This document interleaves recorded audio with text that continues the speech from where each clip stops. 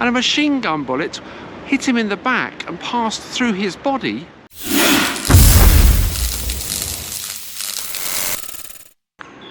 I'm back in St Neots again. I've been visiting some friends and now I'm heading down to the railway station to catch my train to London. But there's a couple of things that I want to look at while I'm here. There's a couple of blue plaques in the centre of the town, one to a famous family and one to a war hero.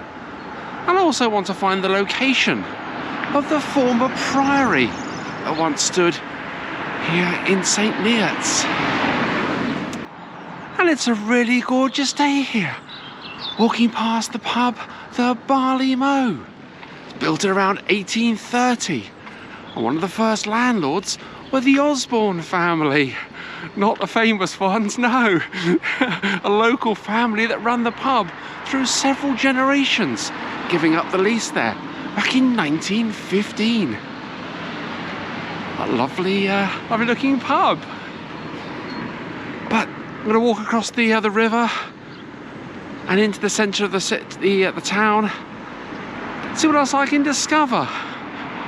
But looking ahead of me, I can see a couple of blue plaques. So I'm going to walk across the road and see what they say. Gosh, this is a busy road. So much traffic.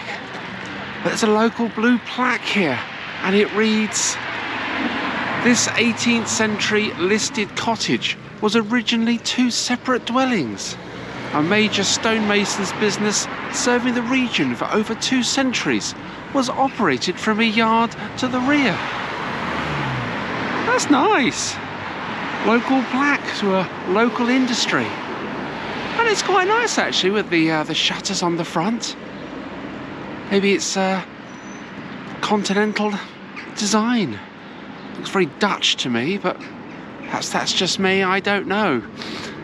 But it's nice architecturally. Another one here, Alfred Rowlett, herbalist and antique dealer. Lived here in the 1920s, 30s and 40s. A well-known local character and storyteller. And he claimed to have discovered Bunyan's anvil, which is now in the Bedford Museum. Bunyan's anvil must refer to the portable anvil used by the author John Bunyan. He was a travelling tinsmith, as well as being a famous author. He wrote Pilgrim's Progress, that's his big claim to fame. And this was also before his religious conversion and imprisonment. And the anvil features the year 1647, which is carved into it. Yeah, interesting. Nice piece of local history. It really is pleasant in the sunshine walking around. So let's just walk across this road and take a look at these gates here to the park. They do look quite impressive. Now these gates look nice, all surrounded by daffodils. See a large heron and a duck, and a couple having a picnic on this one. And the other gate, wow, that's the fisherman's gate. Got a heron there, a man fishing, and there's a trout in the water. That's nice. Surrounded by daffodils. Someone's taken a lot of expense to put those gates there. Very, very pleasant. It's nice to see gates like that.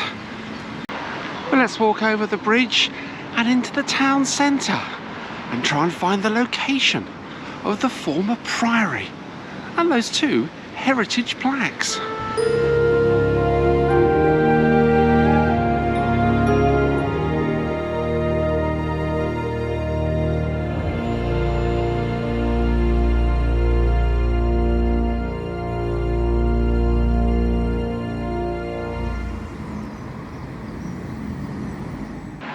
This is a busy little bridge. So much traffic. And the noise. It's not good. But the building here is quite pleasant. It's the Bridge House. It's established around 1718 and converted into a hotel back in 1919. today it's a popular pub. But what's interesting is the plaque on the side here. I guess this must have come from the old priory or one of the buildings connected to it. And it shows a row of shields. You can just make out the fleur-de-lis on the shields. Fleur-de-lis is such a common symbol on buildings. There's so many meanings. But it's nice to see it. Nice to see that. But this is the Priory. It's the street is called the Priory. So somewhere down here you might find evidence of the former Priory that once used to be here in St Neots, which is what I've come to look at. There's a plaque on this house here. There we go. For over 450 years, the Priory stood north of this place until its dissolution in 1539. The stone marks the site of the gatehouse, which remained until 1814.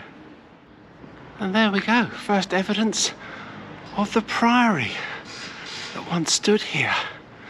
And the building behind me is called the Priory. So I'm definitely in the right place.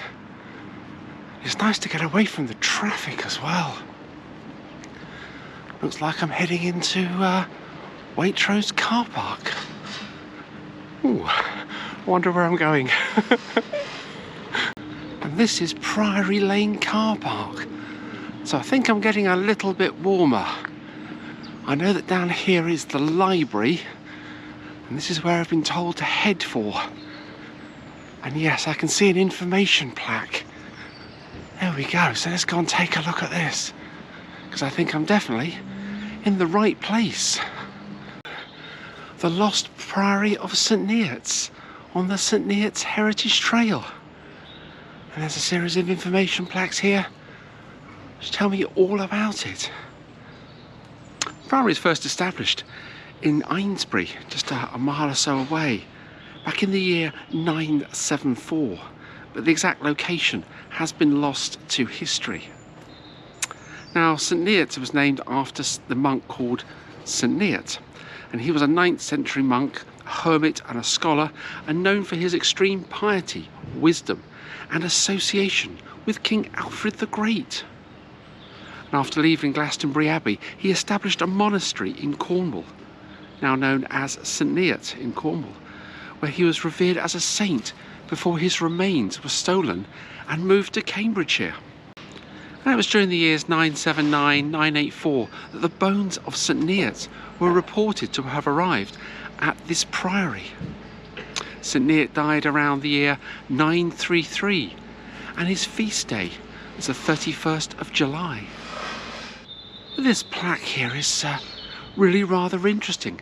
It gives a time scale of everything that happened here at the priory from the year 974 until its dissolution in 1539. And it tells us that in the year 1010 the Vikings came through here, and the bones of St Neots were moved to Crowland Abbey.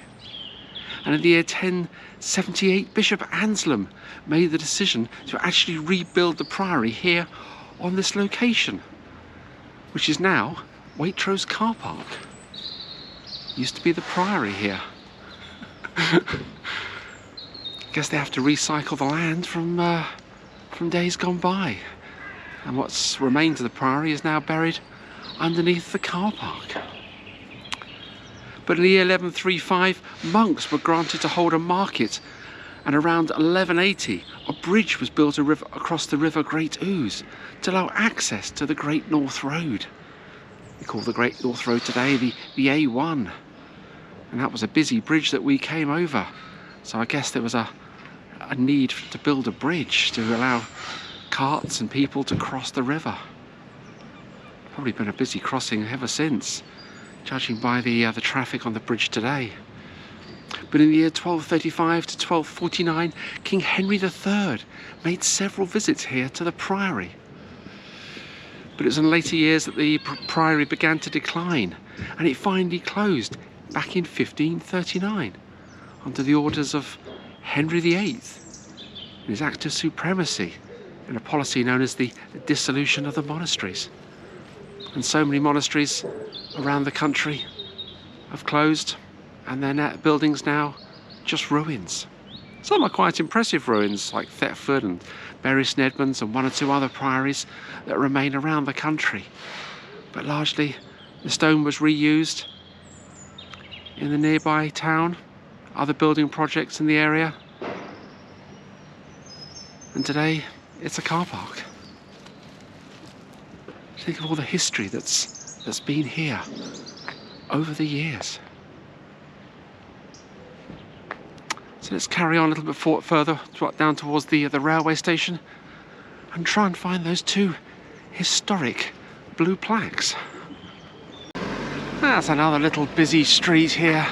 All the cars going in and out of the car park. But just up here is another blue plaque. This is one of the ones that I've come to St Neots to take a look at. Let's just take a look and see what it says. Yeah, this is St Neots Quods. This house was home to the St Neots Quods. Now these were 4 babies born 7 weeks premature on the 28th of November at 1935. The 4 babies were named Michael, Paul, Ernest and Anne, and they were the first quadruplets in the UK to survive more than a few days. Parents Walter and Doris Miles thought they were expecting twins until an X-ray showed a 3rd baby back in the scan of 1935 in September. 4 babies were delivered by the GP, Dr. Ernest Harrison. News of their birth spread around the world, and a public appeal brought donations to actually support the family, including a £4 donation from King George V, which equates to around £250 in today's money. But the other blue plaque is across the road. The story of the Quads surfaced a few years ago when Michael and Paul died just before their 90th birthday. And the other plaque that I've come to see is on the building behind me, and it's the squadron leader Victor Ekins, MBE DFC, and he was born here on the 16th of April 1914, and he was a sergeant pilot in a Hurricane squadron during the Second World War. And in September of 1940, his squadron shot down 3 Dornier 215s. And as the bombers went down, the Hurricanes were attacked by Messerschmitts. And a machine gun bullet hit him in the back and passed through his body, wrecking the controls of his cockpit. And by curious chance, after bailing out, he landed by a Canadian ambulance unit. Talk about a stroke of luck. And he died in old age on the 25th of February 1993. I think he was involved in the agricultural industry after the Second World War. But Victor Ekins wasn't the only service person to live here on New Street. Frank Huckle died in Flanders on the 26th of February 1917, aged 34. He lived here as well. Many brave people died during the First World War, the Second World War, and many survived as well. And it's nice that their stories can be remembered. But I have a train to catch. I have to head back to London. So I hope you enjoy this little video and from St Neots. There's another one on my channel from St Neots and others from this region of Huntingdonshire. So I'll leave a link to those up next. So thank you so much for watching. Don't forget to hit that subscribe button and follow my journey, because there's plenty more to come on this channel and on my other transport channel. Thanks for watching.